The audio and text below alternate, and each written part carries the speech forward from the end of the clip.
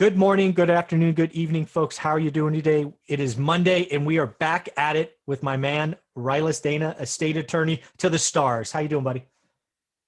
Hi, great. That's a good intro. Yeah, there you go. To the Just put it on start. your business card, estate attorney to the stars. I like it. That's good. There you go.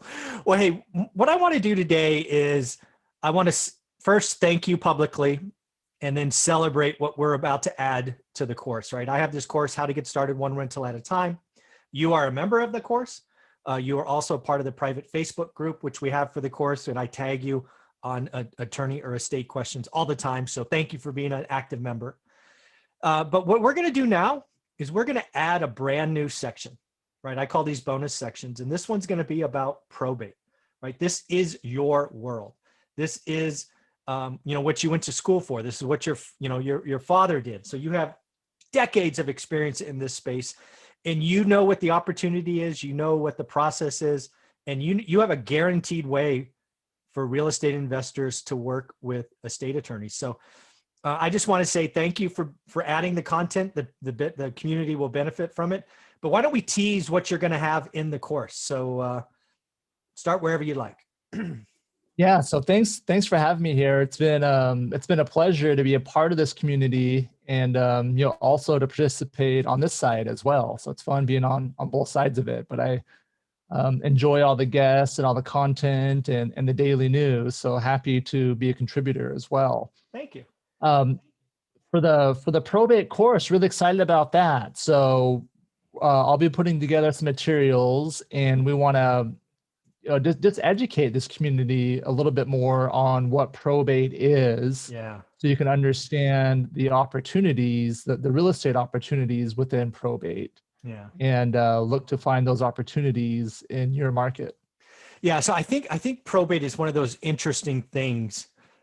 When I step back and I try to put my new investor hat on, right?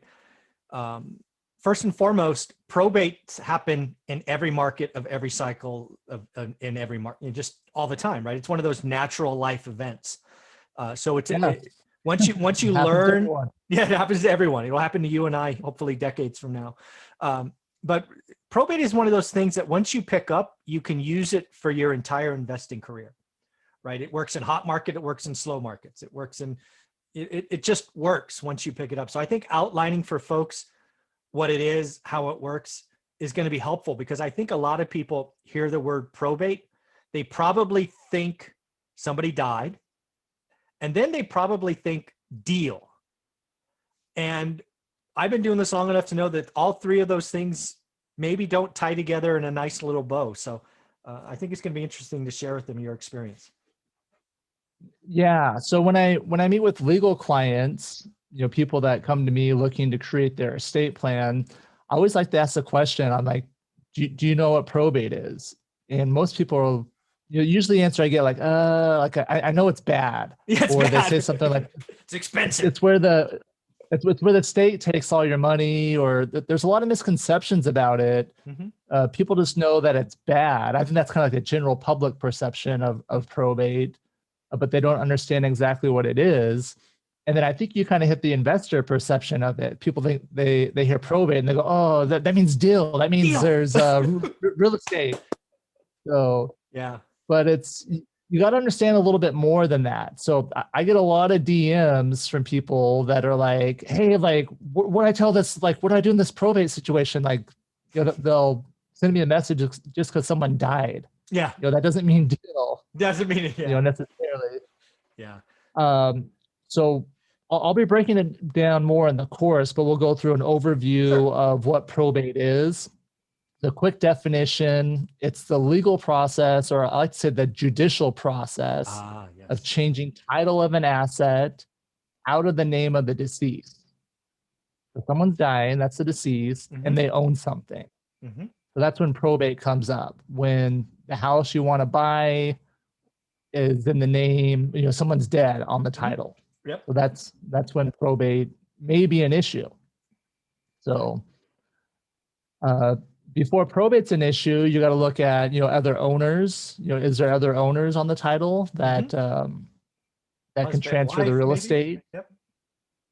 Yep, wife, or It might be a beneficiary deed. Mm-hmm. Arizona's had them a little bit longer than California, but California started doing them.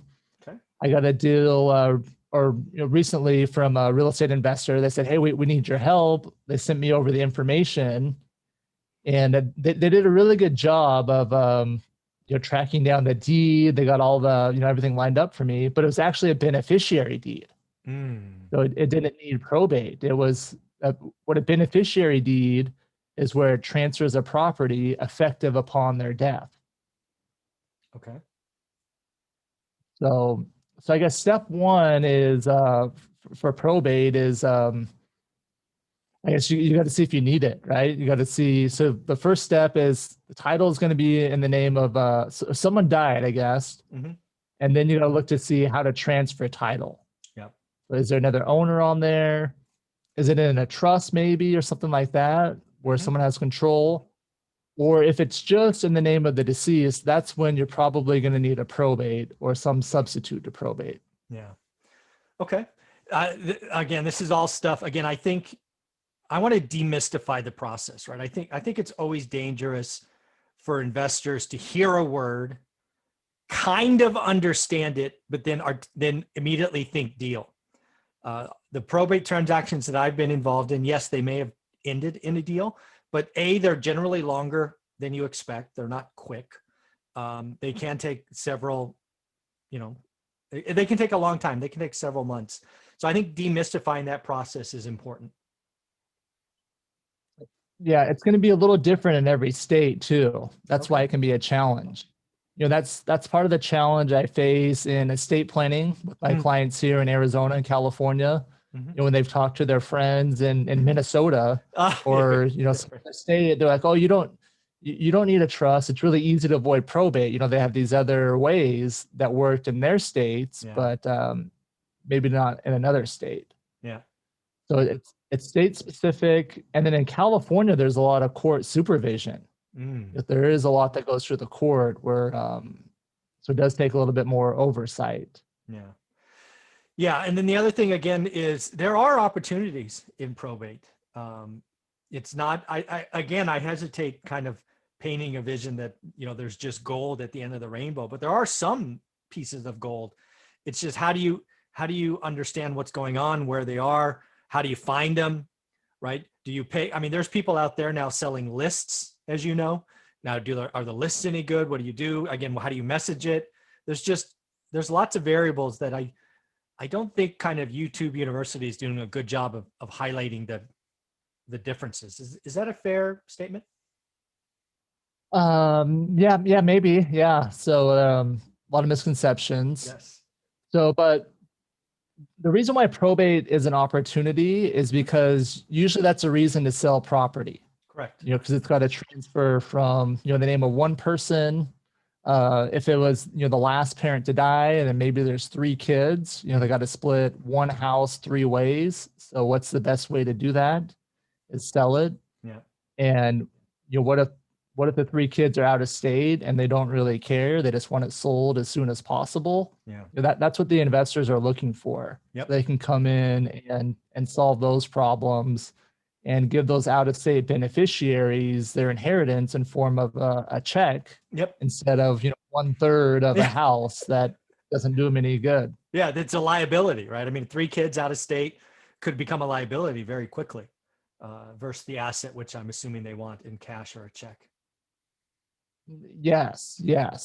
So the opportunity for real estate investors is to help probate attorneys solve problems. Exactly. So the way I've leveraged my network with real estate investors and wholesalers is from the very beginning. If I get a prospect that calls me that might need a probate, or I see a situation, I can use my real estate friends as boots on the ground. Yes. That will go out to the house and take a look at it and give them some options. So before I even do any legal work, I start there. What are you looking to collect out of this estate? What is it even worth? And if you go through the process of doing the legal work, what are you hoping to get out of it? Yeah. What's the present at the end of this process? I think that's genius. Yeah. Yeah, so that's where it always starts. What are you going to get out of it?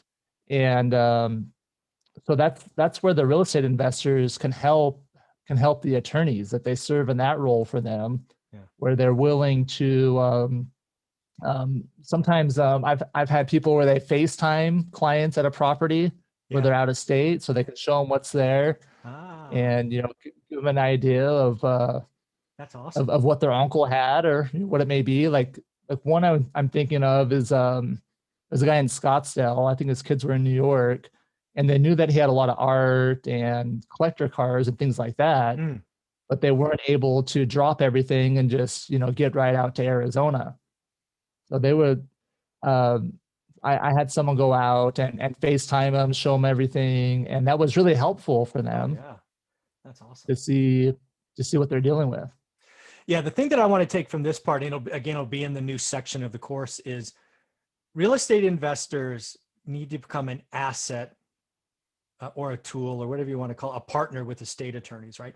I don't want people to hear this or get into the course and just start cold calling real estate estate attorney or cold calling estate attorneys, because what you really need to come at this from a service. And you actually have something that'll be in the course. We're going to give it to you right now. There's a guaranteed way for real estate investors to get the attention of a estate attorney. You want to give that little nugget away? Yeah, the guaranteed way, and this is something that I've followed in practice when I've wanted to network with other professionals, is you bring them a client. That always works. You bring them the type of client that they're looking for. So you want to network with probate attorneys in your city, in your market. The best way is to find those deals, find that property where the owner's passed away, Mm-hmm. and then help those kids, bring them the attorney. Yeah. So you can even I've had real estate investors they'll pay the probate fees. They'll pay Yes, some of them to get started I've done that. Yeah. as a way to help the process. Yeah.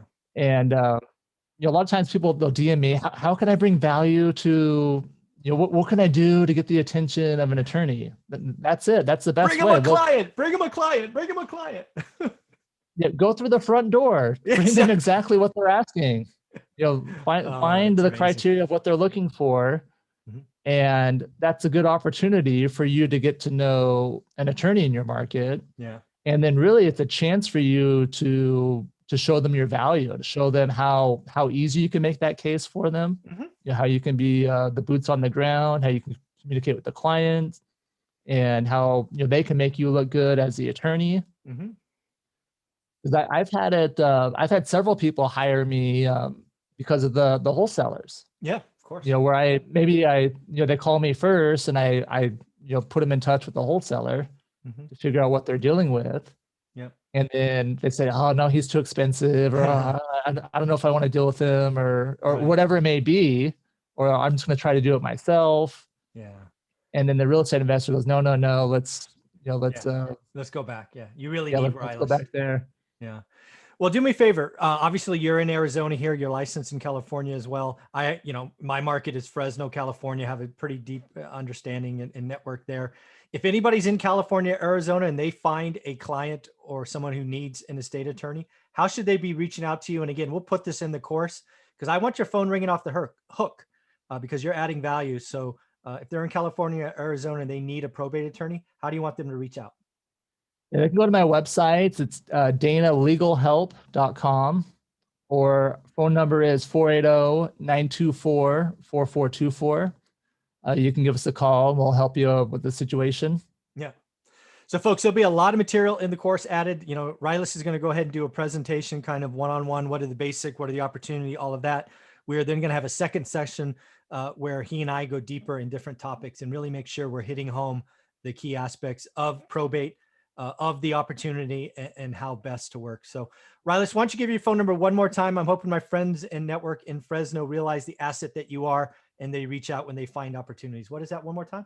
It's 480-924-4424. Very cool, buddy. Thank you very much for your time. And thanks again for adding another section to how to get started one rental at a time. Looking forward to the probate section. Thanks. Thank you.